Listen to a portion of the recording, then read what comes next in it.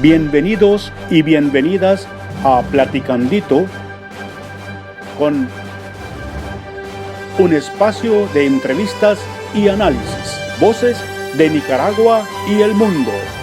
Normalmente llegan al amparo de la noche, arrasan, incendian viviendas, asesinan, hacen que centenares de familias, que miles de personas tengan que refugiarse en los bosques cercanos para proteger su vida.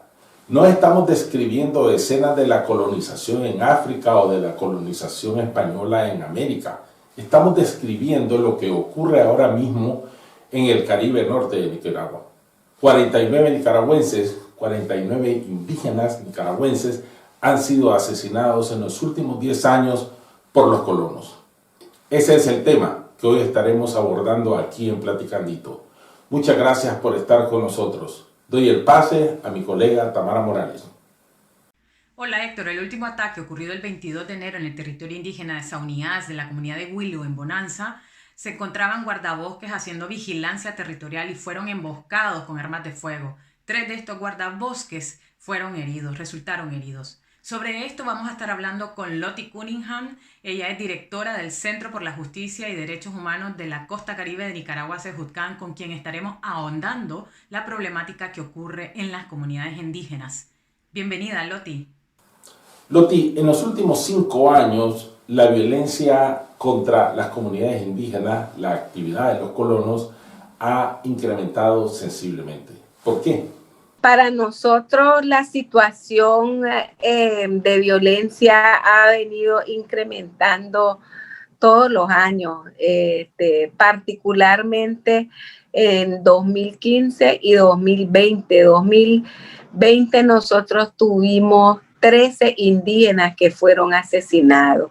Y para nosotros este incremento de violencia se debe a la omisión del Estado de Nicaragua de implementar acciones concretas para tomar medidas, particularmente las medidas para proteger la vida y el territorio de los pueblos indígenas.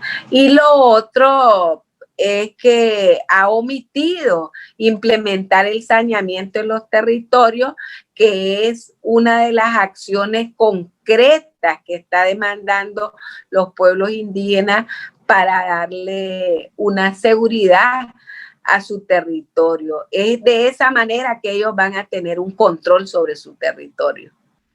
Además de lo que mencionás, Lottie, ¿cuál es el fondo de las violaciones, de las agresiones reiteradas en las comunidades indígenas? Desde el punto de vista de nosotros y las comunidades indígenas, es porque el Estado de Nicaragua ha venido motivando y promoviendo las actividades extractivas como es la minería y también la sobreexplotación forestal y la ganadería.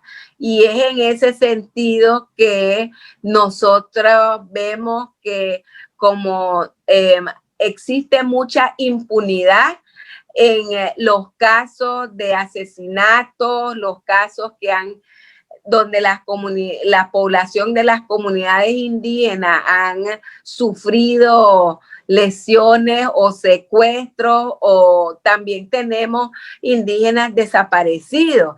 Y todos estos casos han quedado en una impunidad. Más bien el sistema de las autoridades del Estado ha utilizado al sistema de justicia penal para criminalizar a la población indígena, que ha venido haciendo una demanda constante sobre las pérdidas de sus territorios y el desplazamiento forzoso que han venido sufriendo. Lottie, ¿existe la amenaza de un etnocidio en el Caribe norte de Nicaragua? Eso es el temor que nosotros tenemos por las pérdidas continua de nuestros territorios y el desplazamiento forzoso de miles de familias. Como es del conocimiento de ustedes, en 2015 nosotros tuvimos solo en 12 comunidades que tienen medidas de protección del sistema interamericano, más de 3.000 personas fueron desplazadas de sus tierras. Y actualmente nosotros contabilizamos más de 1.000 familias en este año que fueron desplazados. Estas personas han sido desplazados y no han podido ser retornados a sus tierras por la ocupación de la invasión de los colonos. Y es en ese sentido, pues, que a nosotros siempre hablamos de un posible etnocidio. Hoy en día las comunidades no pueden realizar sus actividades tradicionales como es la caza, la pesca y la recolecta de medicinas tradicionales por el continuo asedio que ellos sufren. ¿Quiénes son los colonos? ¿Quién los protege? ¿Y qué están haciendo en las tierras usurpadas? Para las comunidades, así como se ha identificado, incluso lo conocen las autoridades del Estado de Nicaragua, la mayoría de los colonos son exmilitares. Los exmilitares que en un momento le entregaron lo que se identificó como polo de desarrollo y posteriormente lo que han venido realizando es una sobreexplotación forestal. Ya casi terminados nuestros bosques, ahora han entrado con otro colono para la explotación minera. Y muchos de estos colonos ha habido diferentes categorías que nosotros le decimos de colonos, algunos que han sido exmilitares que entraron desde el tiempo de los polos de desarrollo y que se han dedicado a la sobreexplotación de los recursos naturales. Y otros que han sido motivados por los permisos y corporaciones de las empresas privadas, tanto las actividades extractivas como la minería, como también lo que es las actividades de los monocultivos y la ganadería. Mucho de la deforestación se ha permitido la siembra de pastos y luego de la siembra de los pastos es que entra todo lo que tiene que ver con la ganadería. Loti, al principio señalabas en tu primera respuesta la responsabilidad del Estado de Nicaragua por no proteger los derechos de las comunidades y por promover la impunidad. Quiero preguntarte, el ejército, ¿cuál es el papel del ejército en estas circunstancias? Sabemos que tiene allí tropas desplegadas, ¿qué hacen? Eso por un lado. Y por el otro lado, ¿cómo sintetizarías las demandas de las comunidades indígenas y afrodescendientes ante el régimen de Daniel Ortega? El papel del ejército para proteger las tierras indígenas ha sido nula. Es decir, existen batallones ecológicos en algunas de estas áreas donde incluso las comunidades han acudido al ejército en un momento que desaparecen sus hijos o sus maridos. Sin embargo, el ejército jamás ha dado un acompañamiento de protección a las comunidades. Simplemente le han informado que no tienen orientación de sus superiores. Así que el ejército no ha jugado ningún papel para proteger la vida, el territorio de las comunidades.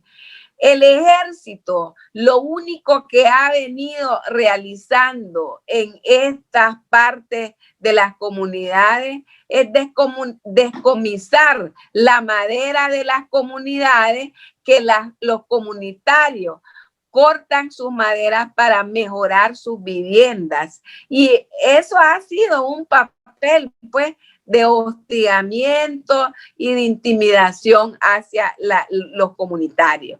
Lo otro es que la demanda constante que tiene las comunidades hacia el presidente de la República del Estado de Nicaragua es que cumpla con sus compromisos internacionales que ha asumido en materia de derechos indígenas y en materia de derechos humanos. En el caso particular de la costa Caribe y en tanto los pueblos indígenas y afrodescendientes, la demanda más prioritaria es el saneamiento de sus tierras. Y eso se lo dice desde el niño, el adolescente, los ancianos. Ellos demandan el saneamiento de sus tierras. Y eso es lo que están esperando. Eso es día a día. A propósito del saneamiento, ¿cómo está el tema de la titulación y demarcación de las comunidades indígenas? ¿Cómo se resolvería el tema de las invasiones de los colonos? Nosotros reconocemos que el proceso de demarcación y titulación se avanzó en 23 territorios conformados por 304 comunidades indígenas, ¿verdad? Es una propiedad mancomunada. Sin embargo, eso no concluye el proceso de la legalización de las tierras, sino que con el saneamiento de los territorios. El saneamiento del territorio es la etapa fundamental para el uso, ocupación y control que debe tener las comunidades indígenas sobre sus tierras. Si las comunidades no llegan a tener ese uso y ocupación y control sobre sus tierras, no se va a resolver el problema. Y cuando hablamos de saneamiento, hablamos de personas naturales o personas jurídicas como empresas que han venido ocupando las tierras sin el consentimiento de las comunidades. Deberán de abandonar o deberán de establecer algún acuerdo. Ojo con esto. Nosotros hemos tenido mucho temor porque las autoridades del Estado, por medio de las alcaldías de ellos y por medio de los funcionarios del gobierno, han venido promoviendo lo que se le llama cohabitación. La cohabitación puede crear una figura de etnocidio. Y lo otro es que las comunidades rechazan la cohabitación debido a que ellos no tienen el control sobre sus tierras. Más bien, la cohabitación, lo que quiere los colonos es condicionar a la población indígena el uso sobre sus propias tierras. Y eso para nosotros es entender de que como dueños las comunidades indígenas prevalecen sus derechos y por tanto los colonos tendrán que vivir bajo las normas y bajo el consentimiento de las comunidades indígenas. A todo esto, Loti, ¿qué papel han desempeñado los gobiernos regionales de las regiones autónomas del Caribe de Nicaragua y en particular del Caribe Norte? El gobierno regional autónomo, lamentablemente le tengo que decir que no tenemos autonomía, así como no lo tenemos en las alcaldías. Todos los funcionarios, tanto el gobierno regional autónomo como las alcaldías, solo reciben órdenes de Managua. Es decir, los costeños y las costeñas nos sentimos de que nos han secuestrado la autonomía, los partidos políticos, y no hay una toma de decisión. Y se ve claramente ahorita con los 2 huracanes que impactó la costa Caribe, que han demostrado su incapacidad como gobiernos regionales autónomos en resolverle las necesidades más prioritarias y urgentes de nuestra población indígena y afrodescendiente. De cara a la opinión pública nacional, Loti, en el marco en el que vive en el país y en un año electoral, ¿cuáles son las demandas de las comunidades indígenas? ¿Qué mensaje envías? Nosotros como pueblos indígenas y afrodescendientes, la mayoría de la población lo que espera es una democracia. Y la oposición debe de luchar por una democracia, pero esa democracia debe de ser transparente, debe de prevalecer condiciones como la justicia social, debe de prevalecer las condiciones sobre la transparencia electoral y las condiciones de una circunscripción popular, porque nosotros como pueblos indígenas y afrodescendientes, nuestra inclinación no es por partidos políticos, nuestra inclinación es por circunscripción popular, y que para nosotros que se nos respete la autonomía y nuestro territorio dentro de la agenda nacional. Eso es el mensaje a quien asuma o quien continúa, pero sí lo que queremos es el respeto a los derechos humanos colectivos, tener nuestra propia autonomía y tener control sobre nuestro territorio.